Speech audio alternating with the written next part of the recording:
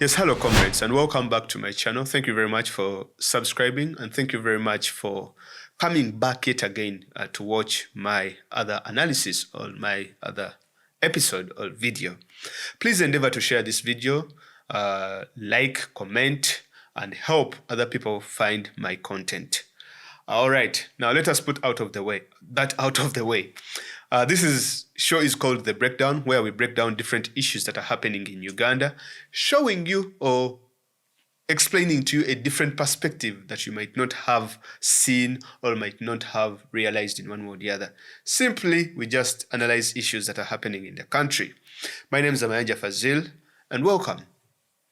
Now, today's episode is based on a narrative that is being hawked out there to the country, to different people, urging them to come together at a time of crisis.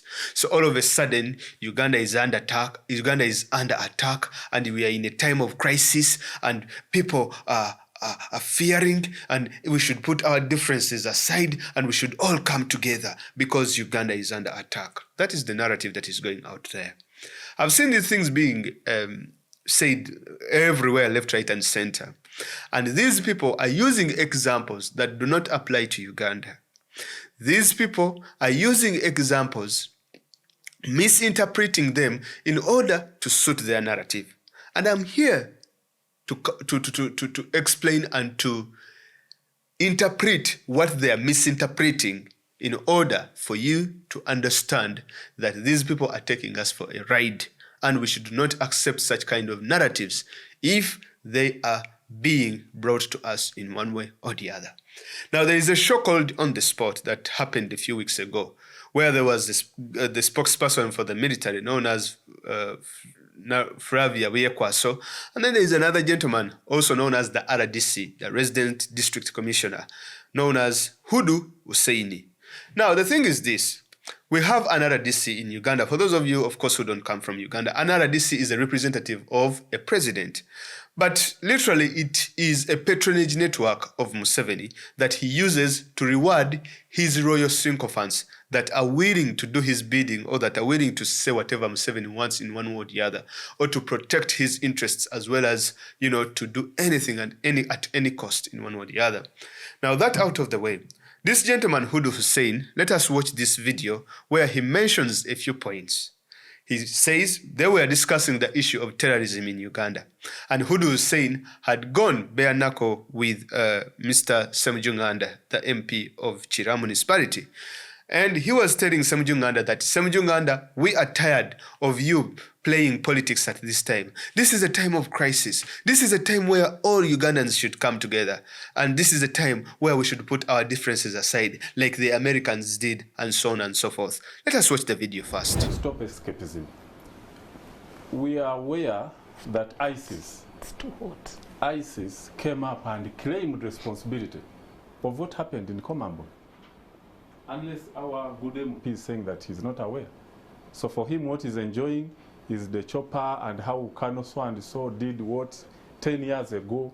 We are facing a challenge as a country, and government is managing it. And you, a member of parliament, you should be honorable enough really to face the truth and say, look, let's put the differences aside. You see what happened the 9th in the US? The attack on the World Trade Center. 9/11. Yes. Really, there was no Republican, no Democrat. It was a nation united. And for us as a country, we should stop trivializing politics. We should look serious. So I expect us to be honest enough and say, look, I don't think it is by accident that those guys are claiming what happened in Komamboga. So this is an issue, and security operatives have come up, ISO has come up to tell us how many of their plans, many of their attempts have been failed. And instead of giving some credit to government, you're saying, you see, in the other, the Congo deal, really? So anyway, the issue of young people, it is real. All right. Now, this individual, first and foremost, He is talking about things, number one, he does not understand. Number one, he cannot explain. If I was on that particular panel, if Mr. Hudu Hussein is actually talking about these particular incidents, I mean, there are so many examples that I would have given or that I would have gone hard on him for him to acknowledge us coming together. I understand Mr. Uganda is a senior journalist, a senior politician, and maybe he just didn't want to engage this Hudu Hussein this individual who was actually ignorant, and maybe Uganda never wanted to engage. But let us break down Mr. Hudu Hussein's points, and for those of you, he might catch you unaware. This is why this episode is very important. So he says that let us put our differences aside, that it is time to come together as Ugandans, irrespective of our political affiliations, and fight this big threat that has hit the country.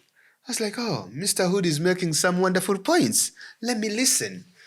And then Mr. Hood says, just like you see, the Americans were attacked during 9/11, 2001, when they hit the World Trade Center, there was no Democrat, there was no Republican.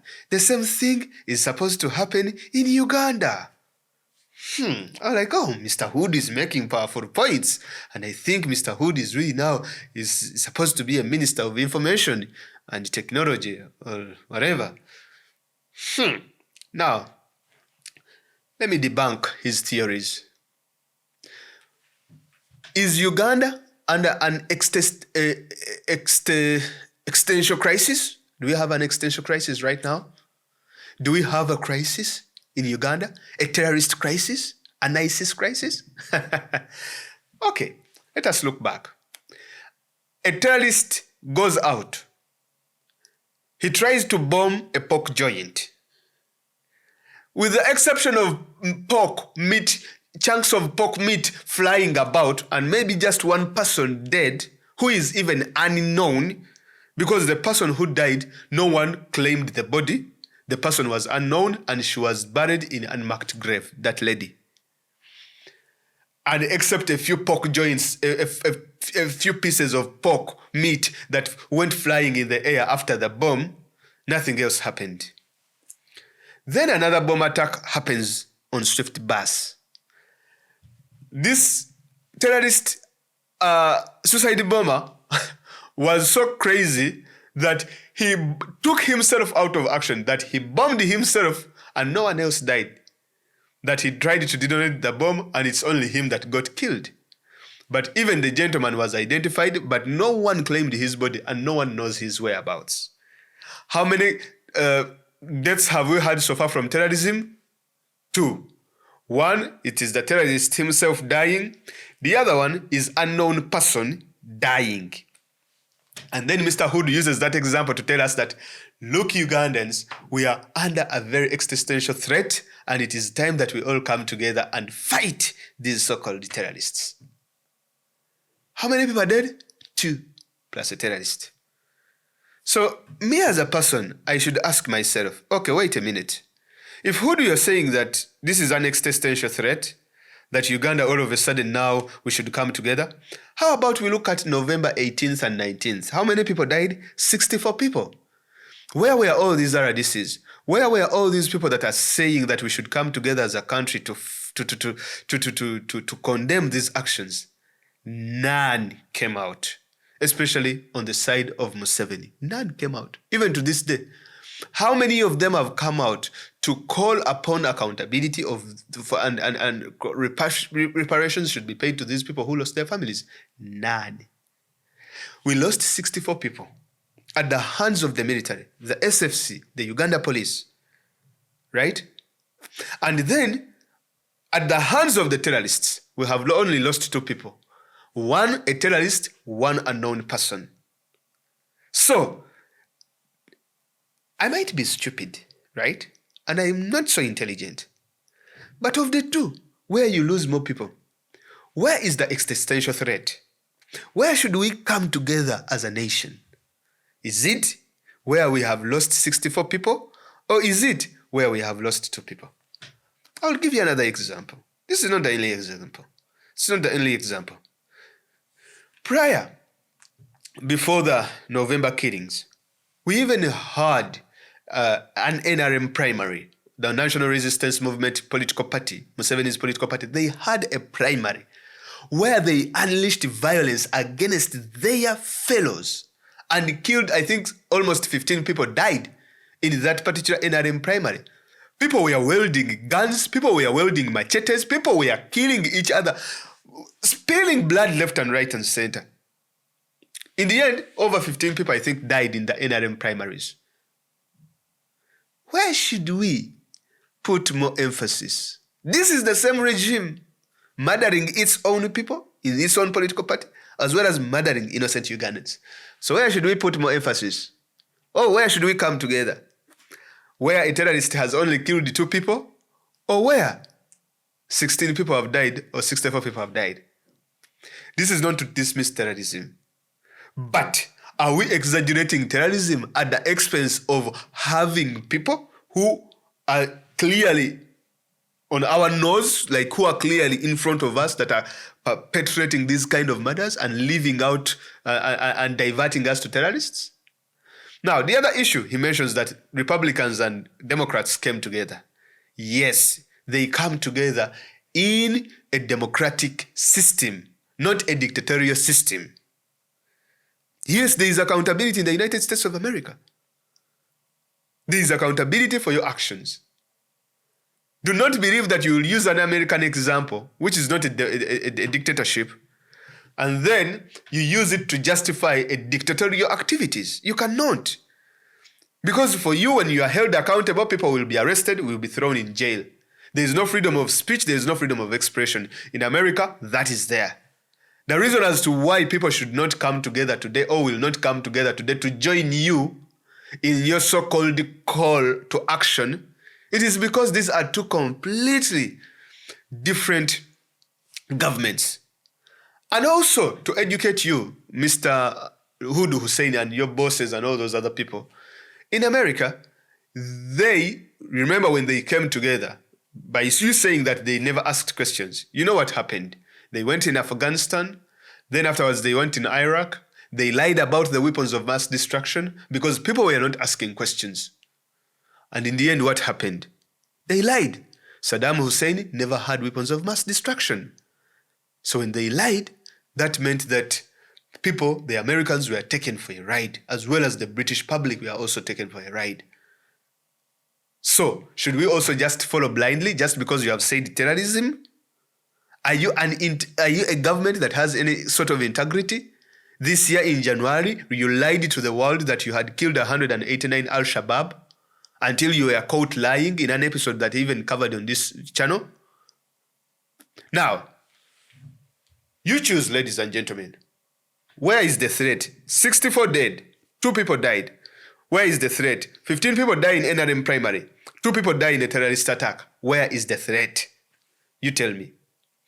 Now, the other issue, this gentleman brings about an example where he says that that the so-called ISO, that is the Internal Security Organization, that they were working around the clock. That they were working around the clock trying to bring up, the suspects and working so hard. ISO. But a few months ago, ISO, Internal Security Organization, was caught throwing petrol bombs all over the town, all over the city. These people were bombing their own people. This gentleman known as Sakwa was bombed by ISO. And there is evidence where ISO was caught in making IEDs, improvised explosive devices, and throwing them all over detonating them and throwing them all over the place. Over 64 ISO operatives were caught in such kind of actions. ISO is a bunch, we know very well that this particular organization is a bunch of criminals in themselves. People like Sobi, people like, the former ISO boss and all this kind of stuff. He's now saying that he's being witch-hunted, Mr. Kaka, that he's being witch-hunted. So do not even bring ISO here because ISO has no credibility. Now, the other very fascinating issue that Mr. Hudu Hussein brings about is the fact that now this same gentleman also goes ahead and says that it is not by accident that IS or ISIS has claimed responsibility on the attacks on Kampala. I'm really perturbed by our media in Uganda that they do not carry out their own investigations about these particular statements and these particular issues to break them down. Let me tell you one thing. Museveni is not stupid. He has the entire media by the balls, let me say, both international as well as the local media. And that is why you see that the way these terrorist attacks are being covered in the international media, it is like they are taking a word from Jesus Christ, or they are taking a word from a saint, that Museveni has never lied. If he says that it was a terrorist attack, if it says that we have been attacked by terrorists, that's what we should take. And these so-called journalists, and that is why I now do not believe in international media. Local journalists or people there down on the ground, that is where you should get your news. Because what happens here is that these people, they just report, 30 people have been killed in Uganda and ISIS claims responsibility. Let us investigate the claiming of responsibility by ISIS, okay? I'm not saying that ISIS is not the one that bombed, but what evidence are you using? What is your source that you are using to claim that ISIS is the one that claimed responsibility? Now, I tried to look into this particular issue. The only source that we have that says that ISIS claimed responsibility, it is via Reuters. Now, the person who reported that story on Reuters is a gentleman known as Mahmoud Murad. Mahmoud Murad reported that story. And Mahmoud Murad's source is from a Telegram channel affiliated with ISIS. I don't know how this gentleman has access, Mahmoud Murad, on a Telegram channel that is affiliated with ISIS. Secondly, it is just like someone saying that, hey, ISIS has claimed responsibility because we saw it on a WhatsApp group where ISIS posts. What are you doing in that WhatsApp group, number one, that we should ask? Number two, where are the screenshots that show that ISIS actually did this particular deed? Number three, are these the ways that if ISIS commits a crime, are these the ways that they publicly say that, okay, we have committed such and such an atrocity? Because we have seen they claim responsibility in America, in England, and all these other places, and then they indicate the reasons as to why they carried out that particular attack. This is the first attack that ISIS has carried out without indicating the motive of the attack. And that is why everyone in Uganda is confused. Why are they attacking pork joints? Why are they blowing themselves out without killing any people? What is the motive?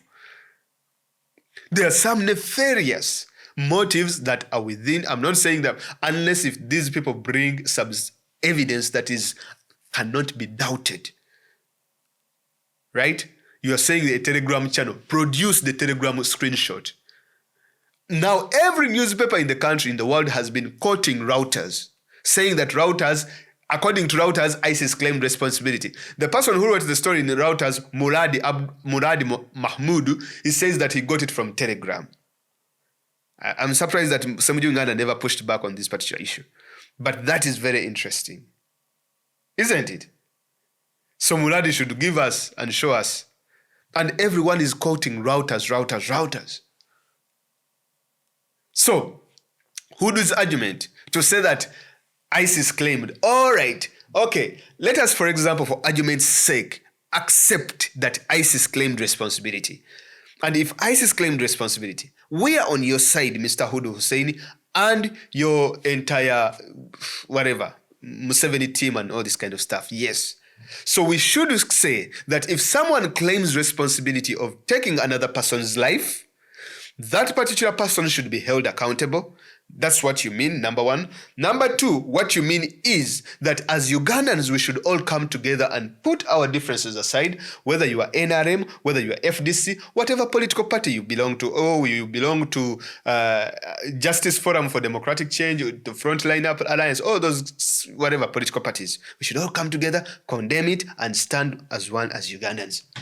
Now, if you mention that particular argument, if you bring that argument in a debate, I will also bring an argument where Museveni has claimed responsibility of killing Ugandans. And I believe that the same Hudu Hussein should call upon Ugandans to stand as one to condemn these actions and to condemn the actions of Museveni and his words, as well as call for justice for these particular individuals. Number one, the November 19th and 18th killing. Museveni clearly came out and said that and even his son said that these people were put out of action. These people were staging an insurrection. These people were rioters and all this kind of stuff. And yet most of these people were mothers. Some of them were pregnant women. They were children. Some were even disabled. So by Museveni claiming responsibility, Mr. Hudu was saying, I'm waiting for your statement telling Museveni to apologize to Ugandans. You might say, okay, those were rioters, they were, thieves, blah, blah, blah, blah. No problem. I will give you another example. The assassination and murder of one Zebra Senyange, a staunch NRM supporter, a staunch Museveni supporter, and so on and so forth. Museveni comes out and says, we killed Zebra Senyange. My boys of the SFC killed Zebra Senyange. Mr. Hudu Hussein, we want you to come out and condemn, because Museveni claimed responsibility. We are ready to join you to condemn. We lost a young person in his 40s. I didn't know him, but apparently he was doing good work in the Kawempe area. This was a young man called Zebra Senyange, whom I didn't know, but apparently he was supposed to meet me in the next few days. They had even organized for COVID tests. He was supposed to come and see me with other people. Then we had this unfortunate incident. I'm still investigating the exact elements that caused this tragedy, but the background to all this is that because of the indiscipline and criminality of some of the opposition groups, which resulted in the serious riots and violence of the other month, I deployed highly trained units from our army who had been doing much of the fighting in areas like Somalia, fighting ADF into the Kampala area. How come you're not calling us to condemn these actions of the murder of Zebra Senyange? How come you're not calling us to condemn the actions of the murderers of this gentleman known as... and these are murders that Museveni has actually claimed and the NRM government. So I'm really interested in these people's arguments, because these arguments can literally be bashed. They are contradictory and they are in line with what these people are actually perpetrating out there.